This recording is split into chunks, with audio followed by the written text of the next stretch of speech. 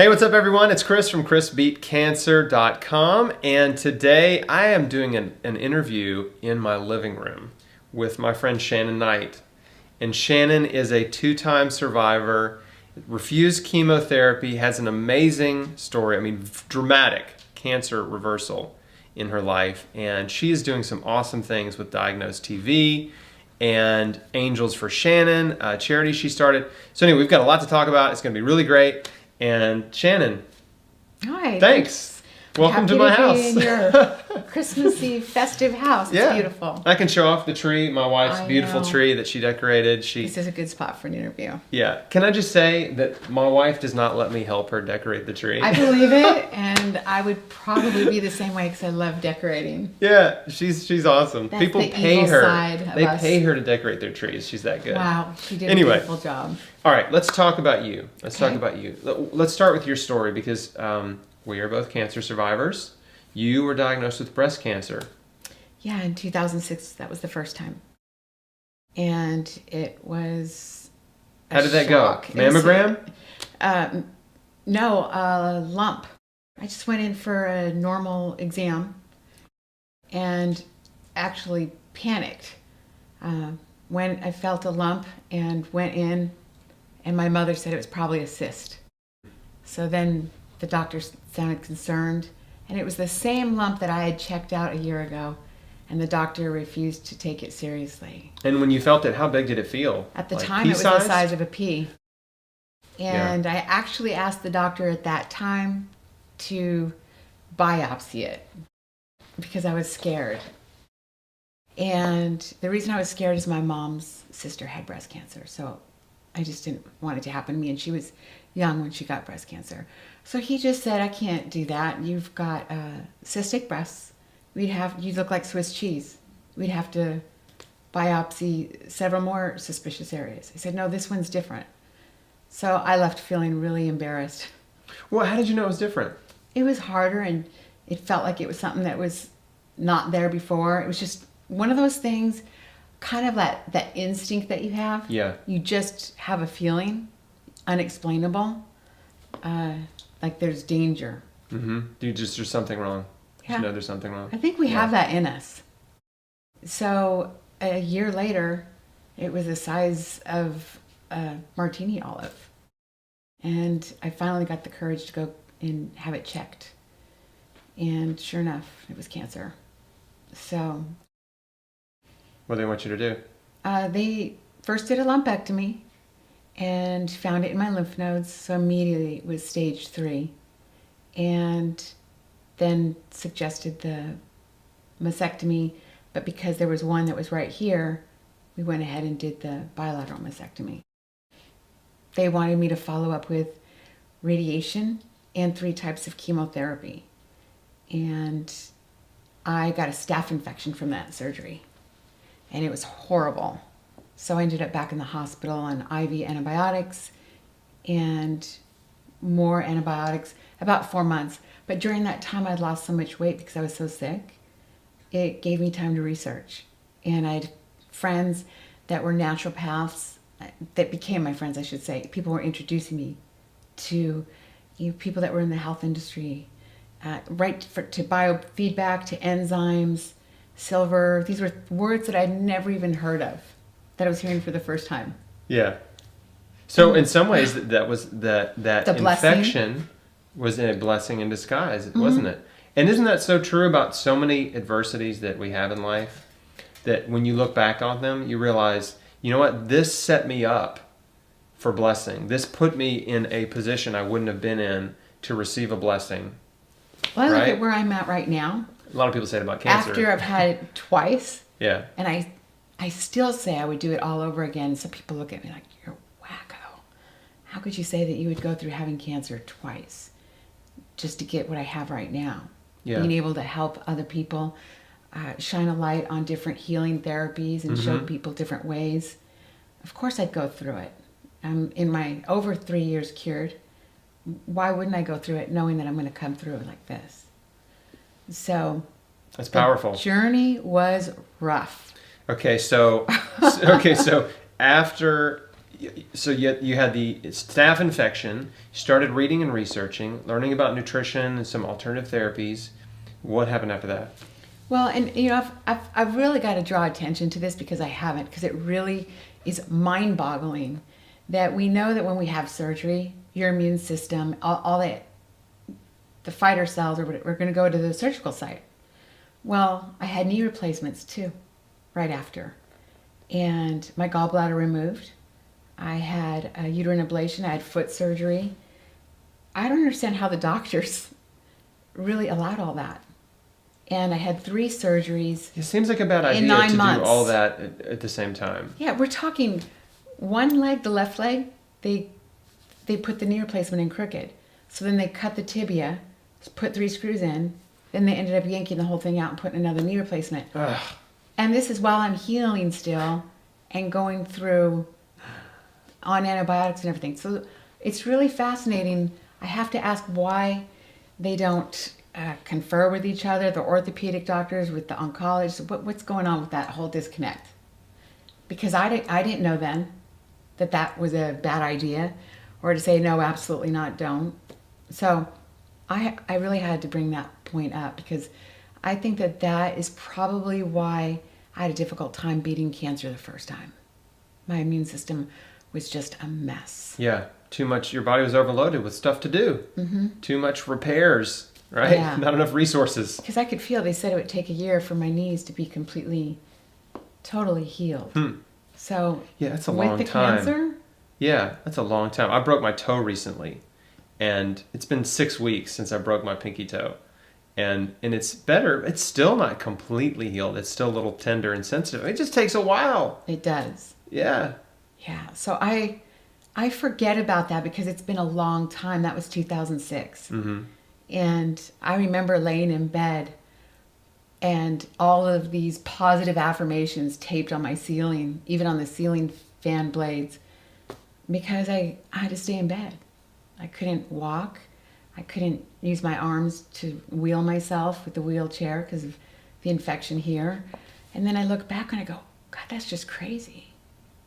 It should have just been deal with the breast cancer and leave the rest alone. Mm-hmm. So did you have chemotherapy or not? No, I did research and I knew that if I was so sick from the antibiotics and they said it was worse than antibiotics, how was I going to handle the chemo? So I went and did some IVC, vitamin C therapies, B17, Laetrile. Yep.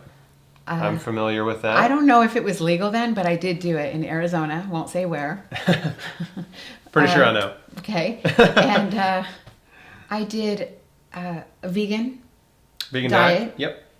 And even some, the hypothermia. Yep. And ozone therapy. And there were some other treatments for detoxing. Did you do ozone IVs or the ozone Not saunas? the first time. Ozone sauna the first time. So then when it came back, the symptoms came back fast. So I went into, remission. And that's what they call it. So, but then I moved to California I was in Seattle and I had a vitamin D deficiency, which I found out later. So that's a huge part, I believe, of why I got breast cancer in the first place. We all know that women are susceptible to, a lot of people are susceptible to getting cancer. But vitamin D is so powerful in the body when you have it. And when you don't, it leaves you vulnerable. Yeah. Yeah. So the cancer came back when? Well, I had the symptoms in 2009. Okay. So it's about 3 years later. Yeah. And the cough just would not go away. And I had bone pain. And I was working and I would go to the ER thinking I was having a heart attack. Oh, wow. So I just try to complete my work and then drive straight to the hospital. And they diagnosed me with asthma and costochondritis, which is inflammation of the rib cartilage. And they'd say, don't carry more than 2 to 3 pounds and give me an anti-inflammatory and go back to work after 3 days, But that was early on. That was, I would say, October of 2009. And then this carried on all the way through the holidays. Couldn't stop coughing. None of the medications were working. So this went on for months. The medications weren't working. I'd do my albuterol, the steroids, everything that they gave me. I was getting a little bit nervous, but then there was a lump starting to form right here on my sternum, and it was tender. And my ribs were hurting. So finally, my son was getting married, and I had to make sure, excuse me, that I was pain-free. Nothing was working. So I went to the hospital again saying, I need help for the pain. I'm not going to be able to get to my son through my son's wedding. So they gave me a lidoderm pain patch. Still diagnosed with, they did the CAT scan, still costochondritis and asthma. So I'm nervous. And I get through a day or two and the pain's getting worse. Nothing's working. Now they're doing a fentanyl patch. So I finally go to the doctor and I say, I think it's more. Oh, and I'd been doing my lab work for my tumor marker. Everything read perfect. So my tumor marker is unreliable. And that is common. So I think that people need to be aware of that. If you've got symptoms and you go and you get tested, you could have a recurrence and it's not showing up in your blood work. Just keep going with the symptoms and go further, because this went on from October and the final diagnosis hit in July. And so it was almost 9 months it took them to diagnose you with cancer the second time. Yeah. And when they did, I finally went to my oncologist, great guy, great, wonderful, compassionate doctor, UCLA doctor. He asked for all of the ER records.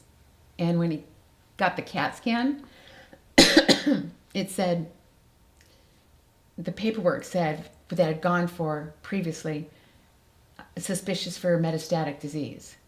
I had never gotten those reports.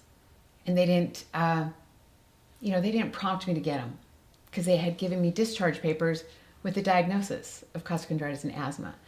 So now I always tell everybody when I talk to them about, what the cancer, make sure you get all your records, because we really do have to be responsible. They're busy in the ER.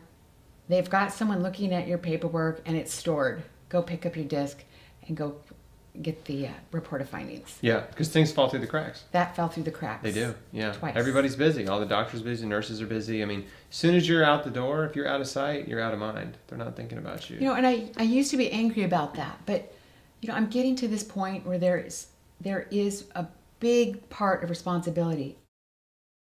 We have to help ourselves win this battle, and you've got to get that scan and go look at it.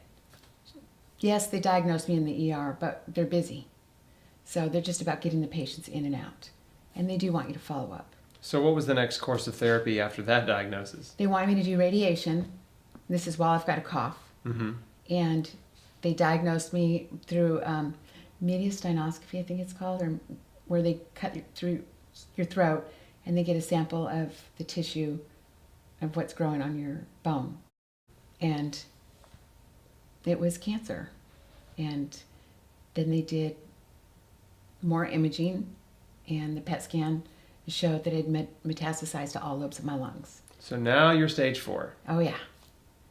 Yeah, that's and not better than stage 3. And, it is the doctor worse. said, do not go online. What do you think you're going to do? Yeah. You're going to look. Right. Don't look online. You want to see You might how learn bad something. it is. Oh my gosh. So my world, much like you talked about, was spinning. I didn't see another year of Christmas. I didn't see anything. Well, I've I got can't 2 imagine. kids. I mean, one diagnosis is scary, but I was never re-diagnosed, right? And I can't even imagine what that feels like, to just the overwhelming despair.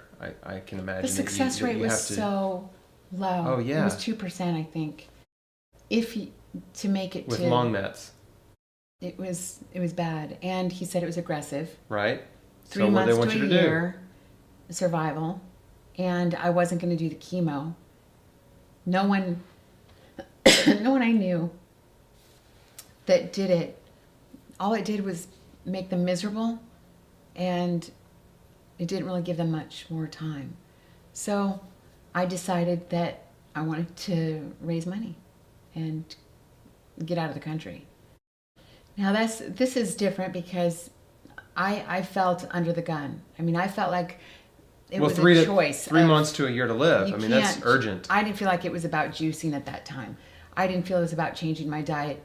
I felt like it was about finding ways to get things into my bloodstream. The cancer vaccine, the dendritic cell. I started looking for heavy duty stuff. Aggressive therapies, right? That would not That would destroy not my hurt immune you. system. Yeah, aggressive non-toxic therapies. Yes. And But when did the radiation come in? that This was before or still? this is stage 4, Okay. and this was to stop this from growing because he said it was going to eat straight through and paralyze me. Okay, so you said, I don't want to do chemo, but they said do But radiation. I'll and do that you because agreed. I didn't want to be paralyzed, and I was engaged. I didn't want that to be his burden. So, and plus all my family's sitting around and friends while we're having this discussion of what's the next step. So we went and saw the radiation oncologist, and he made it even more grim and said, basically like, if you don't do it, you're a fool. So I started doing it. My cough got worse, and the pneumonia set in. He said it wasn't going to hit my lungs. Well, I had a burn the size of a football, and they did it from the back also. There's just no way that what he was telling me was what was going on. So he made it sound like it was only going to pinpoint and target the area, but there was just a blast of red everywhere, and blister and peeling skin. So. And it caused lung damage? It's permanent. It's scar tissue. I don't know that it's permanent. I'm going to be doing some vital zyme and things that, I've read about and learned about breaking up scar tissue.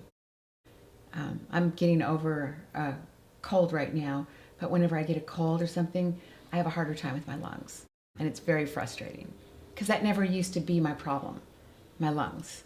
This only happened since the radiation. How many radiation treatments did you get? 22, and I couldn't stop coughing. And they finally said, no, if you can't hold still. And it was a blessing because it just got so much worse after that. It was like if I had really done any more. So literally, you're in there coughing while they're trying to give you the radiation And telling me to hold couldn't still. even stop coughing No. enough to get. Yeah. I look at that. That must have been just a miserable situation. It was, and I felt like I was really trying. My image was I didn't want to break there, like the bone. I didn't want to break. And I didn't want to be paralyzed. That's what pushed me, that fear of, if I'm going to die, let me not be paralyzed first. So Yeah. it's crazy that I can think back and remember how I used to think, but that was how I used to think. Yeah. I mean, that was your basic survival kind of rationale, right? Yeah. And again, there was no way I could have done chemo, but I wouldn't have. I was sick. Yeah. And I couldn't do it. And being fragile like that all the time, even as a kid, always sick, I think that saved me so many times so that I could do healthier ways of treatment. So that's how Angels for Shannon started.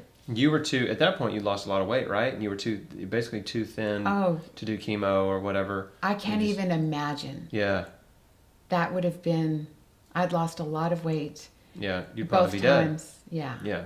We just know what that does. So what happened after the radiation? So you stop radiation, right? And you're looking for, like, what can I do? And you started Angels for Shannon and started trying to raise money to go to afford Mexico. Alternative treatments in Mexico. Aggressive treatments for So cancer talk in about Mexico. And my girlfriends all live in Washington, and they supported that and wanted to help me get the treatment that I wanted. They believed in I had the support I needed. Yeah, that's so huge. That's such a huge blessing. They raised most of the money in Washington while I was in California, just in one fundraiser. So we raised enough money to get me to Mexico, and I won't say the name of the place, and the hospitals changed The name is different. But I believe in this place, and I believe in a lot of other places out there. Mm-hmm. There are so many places in Mexico that are doing wonderful. I mean, it's fascinating. Can you that we talk can't about get some that. of the therapies you did Yeah. for anybody that's Yeah, interested? and they can find them. Yeah. You just have to research. One of them was discovered out here, and they're still having success with all of the trial studies, and that's the dendritic cell cancer vaccine. Mm-hmm. And the dendritic cell therapy, Mm-hmm. ozone therapy, the IVs, B17, Yep. vitamin C. Then there's the hypothermia, creating the temperature, because our immune system doesn't kick in to fight like that with the fever. Yep. That's fascinating. Yeah. When you have a fever, if anybody doesn't understand what she's talking about, when you have a fever, your immune system kicks it into high gear. And there's a healing response that happens when you're sick and you have a fever, and hyperthermia induces a fever state in the body. Yeah, there's one doctor, I'm going to give you layman's terms, that's doing it externally. And apparently they do it in two places, Germany and one place in Mexico. And it's been successful with HIV and cancer. And the blood is taken out. This is a 4-hour process. Mm-hmm. And so that the body is not heated up to that dangerous point where we can't handle it. Mm-hmm. But they can heat it enough to where they're killing more pathogens that are bad and then putting it back in at the normal temperature. And this was discovered in Germany. So that's a Wow. layman term. Yeah. I'm sure people can look it up. But there's all kinds of fascinating ways to destroy cancer without destroying your immune system. Yeah. So I didn't do that one, but I'm learning about it. Mm-hmm. Enzymes. We are so enzyme deficient. So that was probably one of the first things I learned. Mm-hmm. Taking a lot of enzymes. Yeah, I mean, and Dr. Gonzalez, he's got that Yeah. great enzyme Protocol. Dr. protocol. Nick Gonzalez, New York He's City. wonderful. We love Nick Gonzalez. Yeah. Dr. Gonzalez. So you were in Mexico, 12 days, intensive Treatment. therapies. In a hospital. Then you in a hospital, and then you go home. And did And my then what? vaccine for 4 months, once a week. Yep. And, I started noticing a difference while I was there. Improvement. Mm-hmm. So that was very hopeful. Instead Yeah. of getting worse, I started to get better. So physical symptoms changed. And it also helps with, even if you did go through chemo and radiation, all of those therapies start to heal the body from all the damage that you've gone through from that treatment. Yeah. So the doctor is not going to tell you, okay, you've just finished chemo and radiation. Now I think you should start restoring your immune system. People should be doing that. Right. Yeah. It's been through a lot. Yeah. A burn is a burn. And hyperbaric Body's gotta heal chamber is very good for burns. And that was one of my therapies. Hyperbaric oxygen. Mm-hmm. Yeah. Uh, I always wanted to do hyperbaric, and I was like so broke. Like I just couldn't afford it. It was like, I want to do it. Fortunately I made it through okay without it. Yeah. But yeah, I totally, there's a hospital that has one, and I knew I could do it, but it was like, I don't know, a couple $100 a pop or something. And I was like, I'm out of cash, And they do say there's the ones that are, it has to be glass. The material of the hyperbaric chamber is really important. I know there's some out there that you can buy that are portable in your home. So Yeah. I always make sure to tell people to check it out, make sure it's the right one. So the one I was in was metal and glass. Mm-hmm. And the one thing too is no one likes to talk about it, but people need to research coffee enemas Yeah. and what that's all about, deep detoxing. Yep. There are people that have never detoxed in their entire life and don't understand what that is. And so I think that was really key and really important too. So you did the coffee enemas. Yep. Mhm. Yep. And how quickly did you, from the time you started Plan B, right? Went to Mexico, came home. How quickly did you get to the point where it was like, there's no cancer in my body now? it was August. Okay. So I went in February. Okay. It About was 6 August. months. And it was confirmed in October with a PET scan. Awesome. And the doctor was blown away. He said, I'm sure. it's nothing short of a miracle. And you're like, it's not a And miracle. no. It was a lot of hard work. He was so amazing, though. He asked for my paperwork and wanted to take it to the next cancer conference. Don't know what he did with it. That's great, though, that he actually wanted to share it. Yes. Most oncologists are like, oh, that's nice. Just keep doing what you're doing. And then they're just amazing. He off was to the amazing. next guy. And he was the one that called it the Sunshine Farm and teased me about it in the beginning. That called the clinic the Sunshine Farm? Whatever I was doing, Oh. he called it the Sunshine Farm. So he still did my lab work. A lot of people are afraid to, I hear this a lot, I don't know if you do, but they're afraid to let their doctor know that they're going to go do alternative treatments because they're afraid they'll get cut off from being seen. Yeah. I don't know how true that and is. sometimes they will. It depends on the doctor. It certainly doesn't always happen. But, what I tell people is, if you want to be honest and tell your doctor what you're doing, that's fine. If they don't like it, then you just need to find a new doctor that will support you. Because sometimes doctors take it really personally when you are saying no thank you to their recommendation, right? It's an ego thing, right? It hurts their pride. So you're basically telling them, I don't like your advice. I'm going to do something else. And it can really sour the relationship. Yeah. So, but again, that's fine. Just you find another doctor, meet with them on your terms. This is what I'm doing. Will you support me? Can you do my blood work, my scans? Start on neutral territory. Yeah, my doctor was so supportive. And working with cancer patients over the years, I've really tried to help them understand while they're going through their battle not to be angry at the doctors, because one, it doesn't help the one that's fighting cancer, but they really believe they're helping you and they really believe in what they are recommending. They're doing the best they can with the way they've been trained, with the knowledge they have, and we're giving them the benefit of the doubt. There are some actually bad doctors out there, but the good ones, again, they're doing what they're trained to do. Yeah. And unfortunately, nutrition is not included in medical training. No, we talked to a doctor that says that they don't even focus on that. That's not their focus. Right.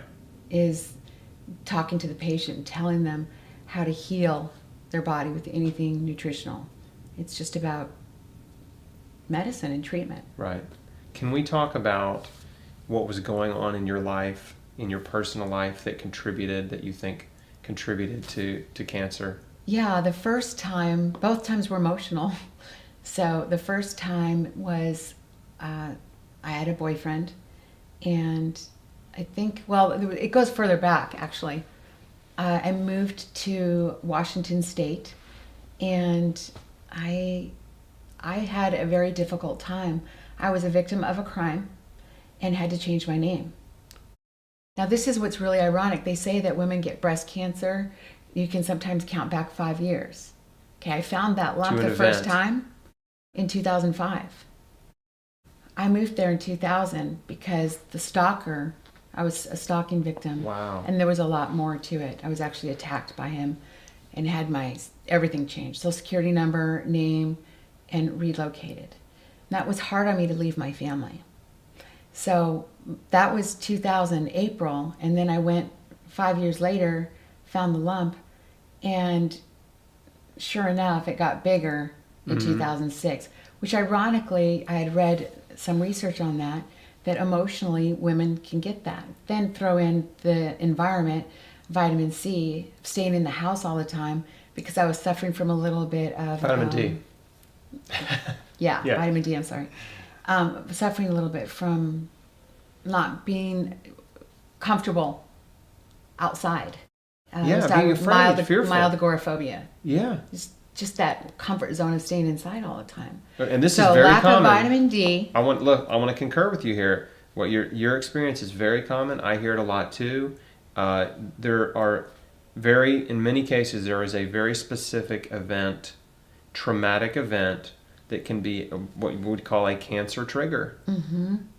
And, I've talked to so many people, and it is a real thing. Sometimes it can be, and I don't mean to put this on a low end of a scale, but it can be divorce. Oh, absolutely. That's a big deal. That's huge. Oh, it could, listen, it's heartbreaking. I've heard it can be a pet dying, which sounds a little bit silly, but the loss of a loved one, including a pet, can be a major traumatic, event. Yeah. You know, of course divorce, of course death of a friend or family member, of course being attacked, being in an abusive relationship. Yeah, all the above. Losing a job or a career or your home, you know? Yes. And you know that the emotional part of that, I remember all the time if I heard my name, which is Jennifer, and it's my middle name. I don't mind. It's coming out anyway now. So, my heart would race, and I'd go like this, and so it's always on my chest. Wow. Isn't that ironic? Yeah, yeah. So because you long for your old life, you long for your identity, you long to go back where you were. Yeah. And you're just, there's this absence and this longing. You feel a loss. It's a grieving. Yeah. People grieve you when were they lose their job. You were totally lost. Yeah. I mean, living in a fearful sort of stress. No car for 2 years. Oh, yeah. The car blew up. I'm just missing everyone, not being able to explain everything that happened. So there was a lot of trauma there. Yeah. Major. So it was a perfect setup for no sunshine, vitamin D deficiency, no emotional support, no family. I'm sure the diet was typical standard American diet, unhealthy absolutely. diet. Absolutely. Yeah, it's the perfect storm. Yeah. It is. So Wow. knowing that and learning, you know, along the way. So I Yep. finally came home when it was safe, 2009. So I don't think I was ready yet. Yeah. My body was not healthy yet because I had to come back home and revisit where everything had happened. After the first diagnosis, 2006 to 2009, had you addressed those issues in your life yet? No. And do you think I that got may the be why it counseling came back? after. Yeah. When I got home, I got Yeah. the counseling.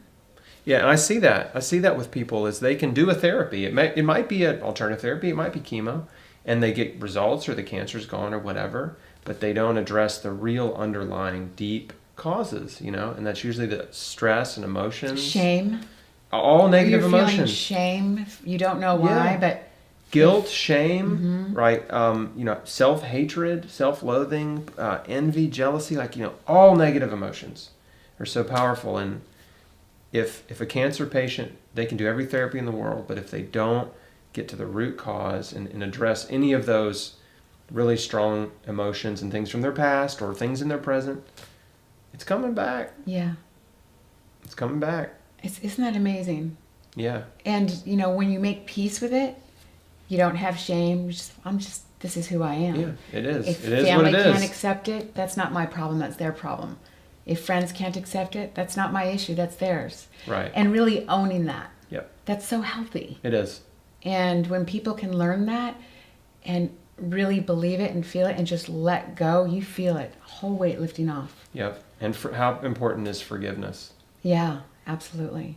Forgiveness is so important. And I don't even think about forgiving the perpetrator. I just kind of let go. Because he was sick. I just let go.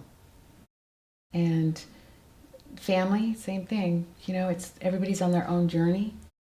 So I have to take care of myself. I've got kids, I've got grandkids, and I've got a future. And I want to help others that are battling the same thing and be able to share that experience with them and let it be something that happened for the good of maybe someone else. Thank God, because I do. some people aren't resilient and don't bounce back. Yeah. They can just sink. I know. They let all the weight of the world, the weight of their problems, you know, pull them down, and they won't let go of them. You know, it's like, literally, it's like you're drowning, and you're holding on to all this baggage, and it's literally, you're sinking with it. Yeah. And all you have to do is let go of it, and you can float to the surface. And people, sometimes they just cannot let go of those things, you know. Yeah. So let's talk about what you're doing now. Let's talk about Angels for Shannon a little bit, and about the TV show, about Angels Diagnosed for TV. Shannon is exciting because I really want other people that have been told you've got 3 months to a year, go get your affairs in order, there's nothing else we can do, or they're stricken with infection and they've got to fight cancer another way. I want to be able to raise money for individuals that want to fight it the healthy way. There's a lot of nonprofits that can raise money for chemo and radiation. I'm a huge advocate of this type of cancer charity, not the we're running for a cure charity. That's right. right? Because they're not finding a cure, and they're throwing a bunch of money. They're wasting it on marketing. They're wasting it on T-shirts. Even what the little they give to cancer research is drug research, which I don't have a ribbon. Not Yeah. getting a ribbon, a colored ribbon. I've said this. I've said this for years. People that have followed me for years have heard me say it. You want to help cancer patients? Give them money.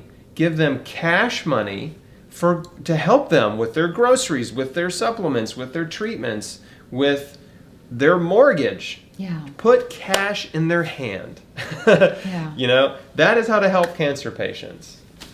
And it's just now starting to take off. I mean, I'm finishing up the 501c3 process of it. Great, yeah. And which will really benefit more because people will donate to help these individuals out. They'll donate more if they have that tax write-off. Mm-hmm. And they really need that help. Cancer because there is treatments no are insurance. so expensive. There's no insurance that's going to cover the treatments that they want. No, and hey, look at, even if someone is a conventional cancer patient doing conventional therapies, they can bankrupt you. Yeah. I mean, cancer drugs can run up to $100,000 a year per drug, right? Mm-hmm. A lot of them are $50,000 a year, and some of them are $100,000. I mean, and there are very few cancer patients that have 100% coverage, so they're paying copays. They're paying 20% of the cost of those drugs. Well, $2,000 or $3,000 a month. That's just in the drugs, not the office visits, not the radiation, not the surgery. I mean, so And the change of lifestyle. Yeah, I mean- because they still are trying. A lot of them are trying to do the juicing and everything. in well, I between. know, but we're not even talking about them yet. Yeah. Even the conventional patients, I mean, the therapies are so expensive That's it can right. bankrupt them. And then the ones that are doing nutrition, natural alternative type therapies, yeah, they have no coverage for anything they're doing. And so, yeah. They'll mortgage their home. They'll lose everything. Mm-hmm. It's so sad. Yeah, it's very sad. It shouldn't be like that. And I'm so glad you have such a heart. Obviously, you have a heart for it because people did it for you. Well, and there's And- something else. This is the hardest part about Angels for Shannon. And Ty Bollinger's president on the board of directors. And the yay, and Charlene is We treasurer. like Ty. And we yes, love his wife. at our house.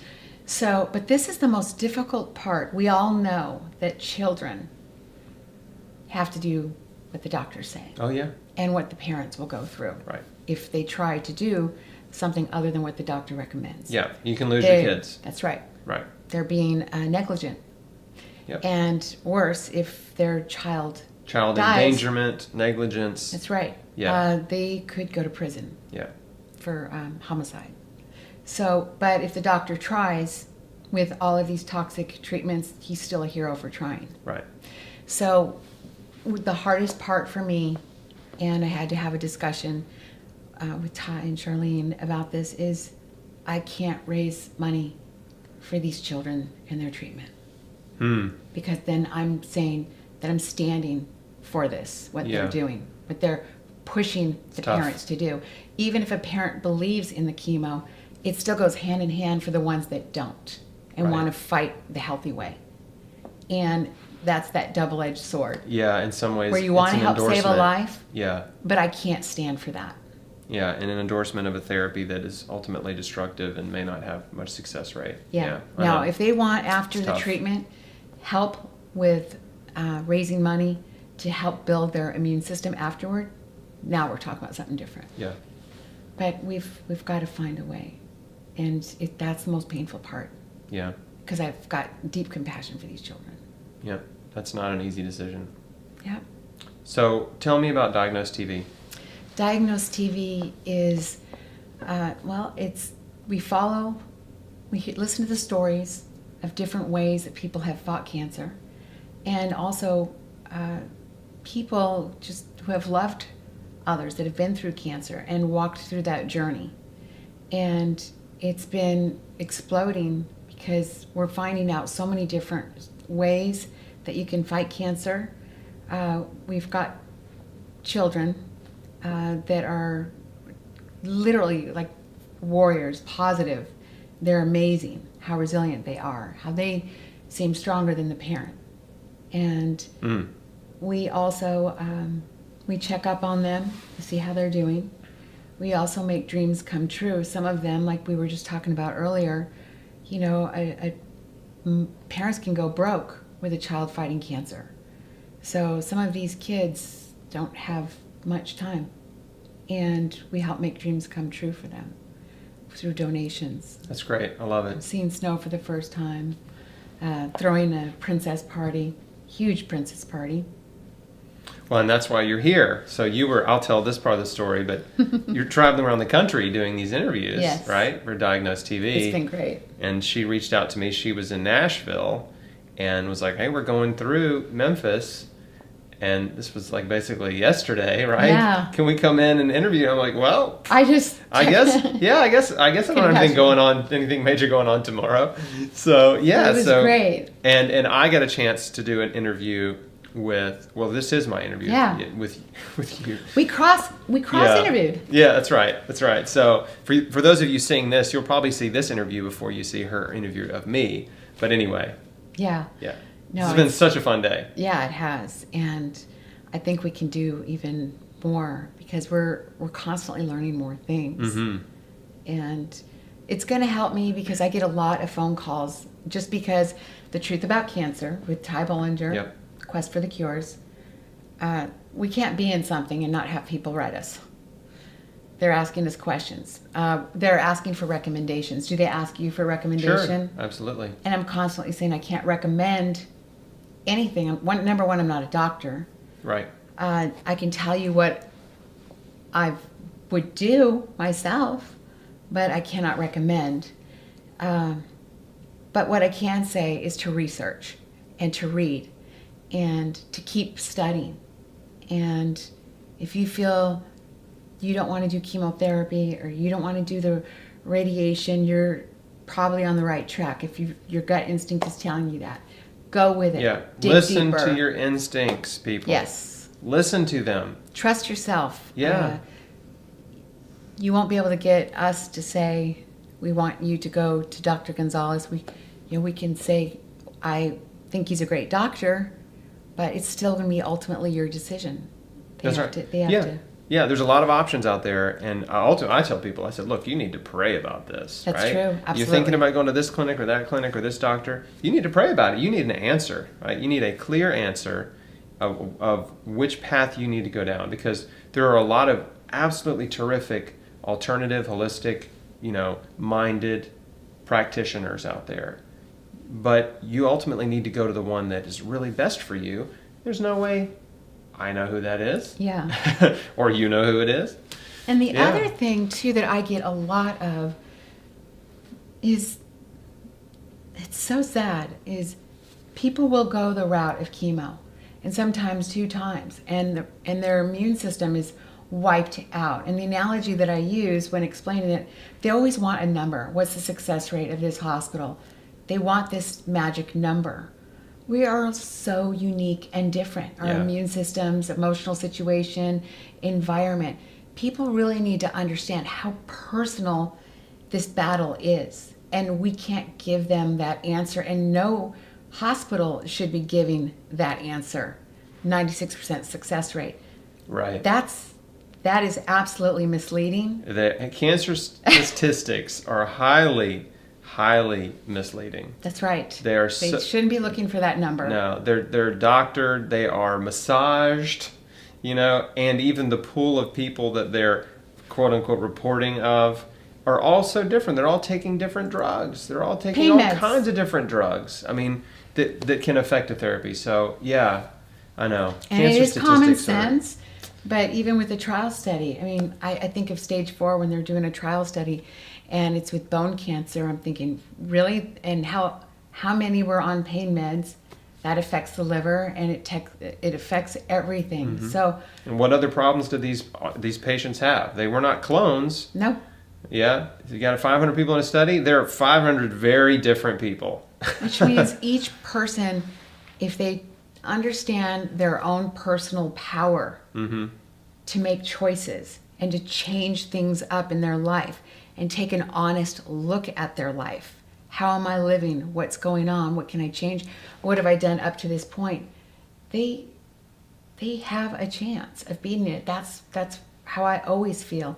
if I was to get slammed with it again, I wouldn't look at, well, you had it twice, you're not going to be lucky this time. I would look at it the same way. What do I need to change up? Yep. What do I need to change? It's like, for me, I don't mean to, I have to say it like this because I have to stay powerful. I got the flu. Yeah. I need to fix this. Yeah. Yeah. I think asking yourself, what do I need to change, is one of the most powerful questions you can ask, and especially for a cancer patient. Yeah. Right? What's going on in my life? What's wrong in my life? What can I change? Right? Because most people assume they can't change anything. Right? They think they've They been just think slammed they're with something stuck. and they're in prison. Yeah, they're just stuck with, it's the way it is. This is how it is. Can't change it. Well, I got news for you. You Yeah. can change your whole life. Absolutely. Well, Shannon Knight, this has been awesome. It has been. Thank you so much. Thank you. Thank you for watching. Thank you. Please check out, this is where you can find Shannon, Angels for Shannon. AngelsForShannon.com Great. and Diagnose.tv. Great.